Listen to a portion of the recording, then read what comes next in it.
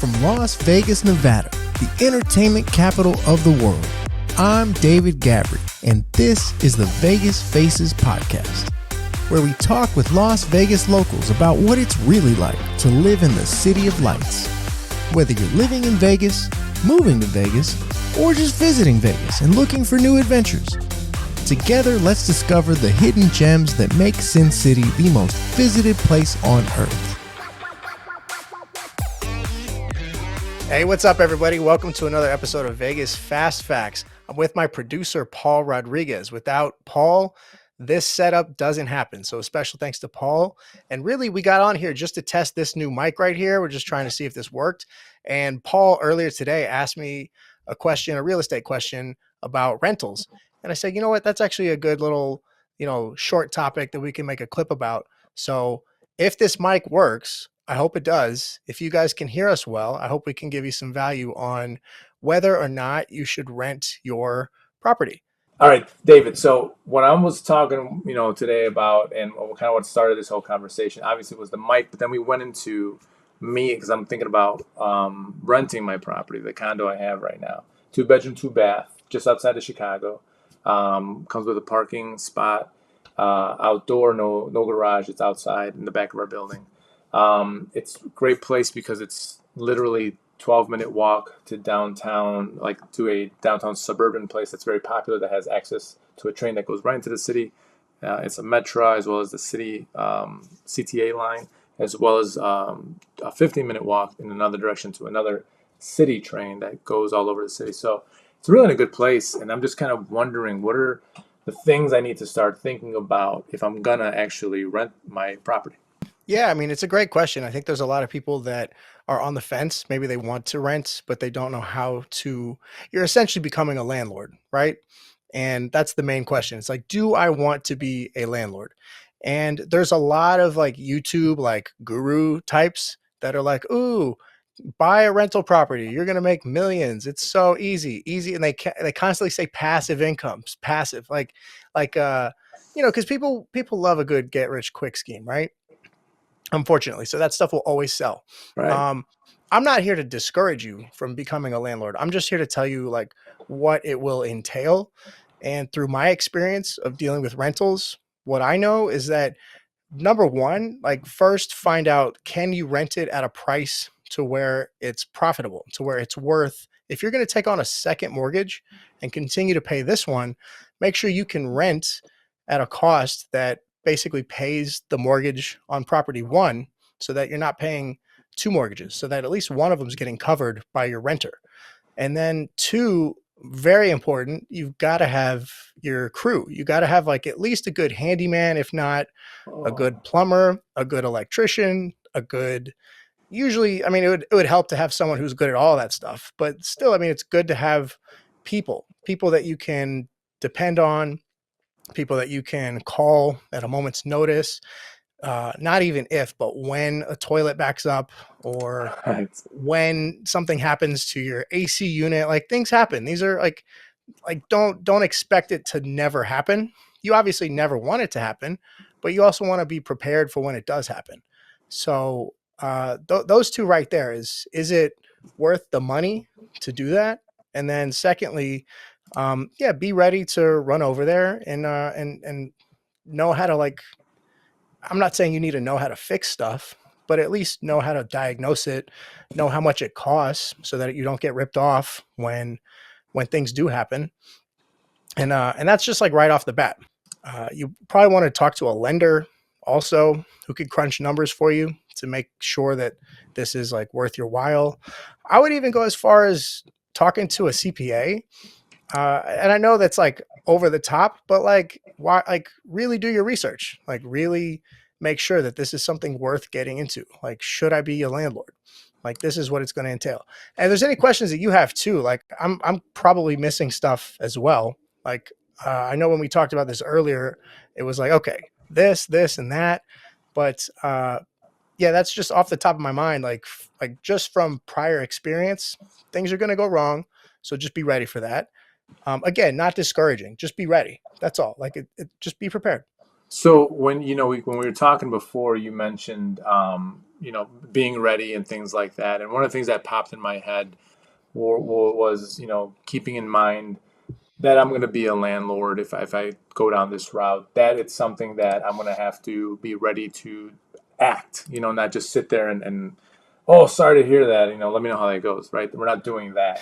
It's more along the lines of, being ready to do something so that my tenant is feeling supported, that we're I don't want to say protecting the money because I think that's a ridiculous way to think about it. It's like protect my tenants, protect our investment because they're all putting money up as well, and then overall just be ready to offer support. And so in that, I was kind of wondering, what are some things to keep in mind when you mentioned fixing things? And you said have somebody ready to go. What about like having other appliances ready to go, or is that something? What's your mindset on that? Like, we have the money set up for that, or am I looking to just have somebody on call for that? Um, so like, are you saying like, are you asking me like, should I replace certain appliances? Like, should I make upgrades before bringing in the tenant? Is that what you're asking?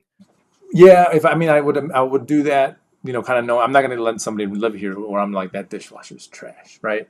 But I also do I get a storage unit and just like have every appliance have a brand new version of it in that storage room Oh, ready to okay. go. And so when they say, yeah, this thing is awful, and then the handy person doesn't can't fix it, I'm just like, okay, good. I just have hey, let's go get the thing and put it in. Is that a good idea? How Man, do I mean, yeah, you'd be an amazing landlord if you just had backup ovens just ready to go, backup washing machines. Like, because yeah, we've all had bad. I mean, at least I have. Living in Chicago, bad landlords who you can't get a hold of them, and they have like these third party like property management companies that they're hard to get a hold of because they're managing hundreds of properties, and you're just another number to them. So yeah, if you actually like care, I think that goes a long way. I mean, at the end of the day, we're kind of in the karma business, right? Like if you're housing somebody, like it's in your best interest to make sure that they're well taken care of, and they'll also well take care of your property, right? It's like this even exchange. So I don't think you would need to go as far as like renting a warehouse of having all the appliances in case something breaks, but at the very least, just have like multiple people, multiple handy workers that know how to fix stuff. That way, if you call one and they're too busy, you have somebody else to call, and things like that. Which also, before I forget, when you're talking about like tenants and like taking care of the place, like you also want to get into like a service that does applications, so that you can have people fill out an application and see like, are they even qualified to like rent your place for 12 months at, I don't know, 2,500 a month or however much, 2,000 a month, whatever you plan on charging. So I mean, before you just let a stranger in to your property that you've fixed up and you've prepared for a renter, make sure that renter is screened. Make sure that obviously you're following fair housing guidelines, and just make sure that this is the right fit, that you feel most comfortable putting this person into your investment. And you've worked with different types of people in real estate. I was looking after our conversation. I kind of looked online to see different types of agencies and tenant services that offer that.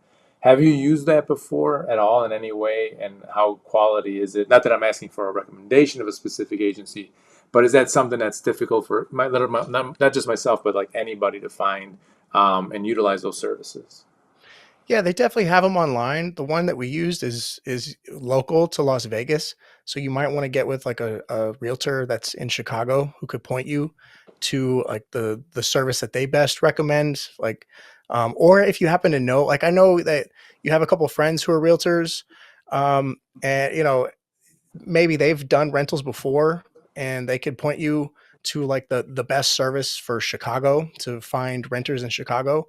I mean, there's so many ways to do it, but I would definitely get with like the professionals who give you the best recommendations for that. That way you're not just like, going on Craigslist or like making a Facebook post. Hey guys, Right. you want to live with me? You know what I mean? Like, but Right. also people do get lucky and they get like a friend of a friend or a family friend or something like that. But those could backfire too sometimes. Sometimes when you let your friends live with you, I mean, I've just heard like, the horror stories.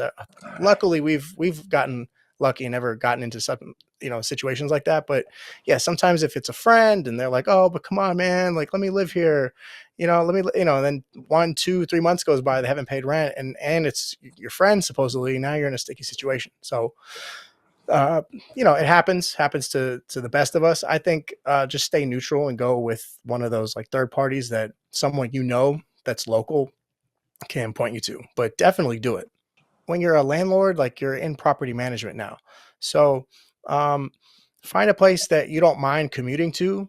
Like a lot of people love having vacation properties, and that's cool. But like if you have a vacation property, you're in Chicago, so I don't know, say like up in like Milwaukee or something, or a lot of people love what's that area in like Ann Arbor, Michigan, or along Lake Michigan, like various areas of Michigan. Like, ooh, I want to have a lake house, but I'll rent it out when I'm not living there.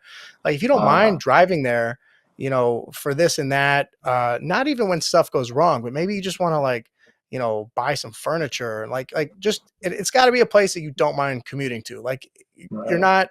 I mean, sure, maybe you can pay a property management company, however much they charge, 10% or whatever it is out there. You might want, some people might want to just do that, and then maybe they'll feel like, oh, that's more passive income, that's more worth my time. I'll just pay Right. someone a convenience fee and I won't have to touch it. But like just like anything else, no one's going to care for your property more than you.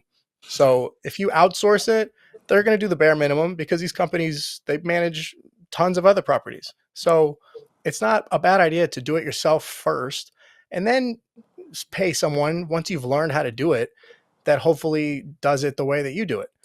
So, Right. so as far as like where should you, I think it's all just like personal and like dependent on like what areas you would want to do that in. And then also just like from a number standpoint, like if I buy a property in this area, what can I rent it for? Is it worth buying if I can guarantee get X amount per month in whatever area you choose? You need to know how to do like leases and lease agreements. And um, again, find a realtor out there, local, who can help you with that.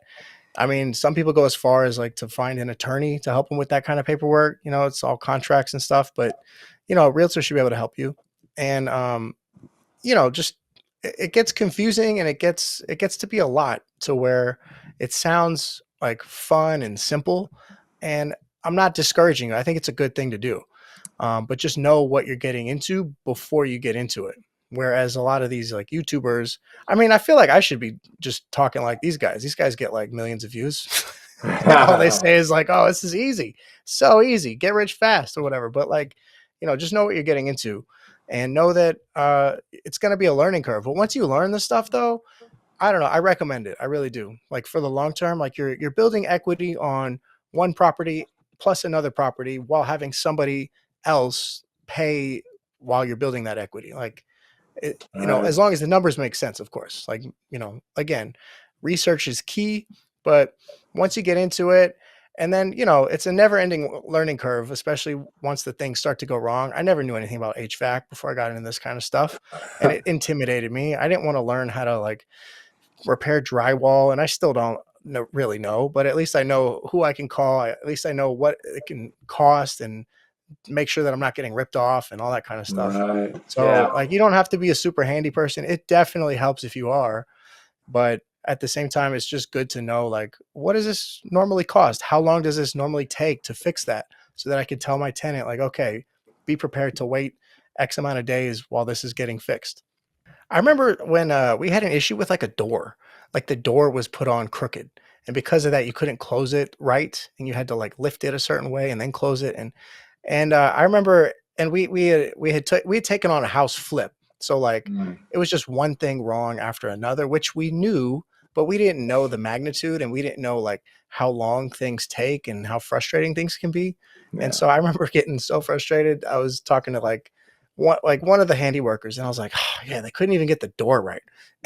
And he looks at me like he's like he didn't say it in like a rude way, but he kind of was like, okay, entitled guy. Like he kind of was just like, hey man, it's not easy to build a house. He's like, building a house is hard, man. And I was just like, yeah, it's a good point. Like he could have said, like, you entitled prick, like, you know how hard this Uh, is? He just goes, dude, building a house is hard. So it's like, when you say like, oh, we got some guy, it didn't work out. It's like, dude, this stuff is hard. Yeah. And not everyone knows how to solve these issues. So you're going to have to, unfortunately, go through some people who don't necessarily know how to fix it the way you want to fix it before you do find the guy who, like our plumber, man. I was like, so what's your experience? Like at this point, I was like so jaded, and I was like, okay, before I even hire this guy, let me do like an interview. Let's Yeah. let's interview you. And he goes, okay, my brother's a plumber, my other brother is a plumber, my uncle's a plumber, my father's a plumber, my grandfather's a plumber, and I've been a plumber for 32 years. I'm like, okay, man, you're in. Like, and it's fantastic. It's fantastic. But it's like we had to go through so many bad plumbers before we got to that guy. And it's just like everything's a learning curve. But again, once you like get this stuff down, it becomes easier and it becomes more enjoyable. So don't get intimidated when something doesn't work out. Like, oh man, I called this guy and he didn't know what he was doing. I mean, yeah, a lot of them don't. And that's why they're on there. They're just building up their skill set. Right. But eventually you're going to get the guy who's like super professional and also like reasonably like charges you at a reasonable cost. Doesn't charge, crazy amounts of money. So it's hard to find that. It really is, but they're out there. So don't get discouraged. Yeah. Be a landlord, Paul. Do it. Thank you for subscribing to Vegas Faces on Apple Podcasts, Spotify, and YouTube. Find us on Instagram, Facebook, Twitter, and TikTok under the name Gavri Group. That's Gavri Group. Thanks, everybody. See you at the next episode.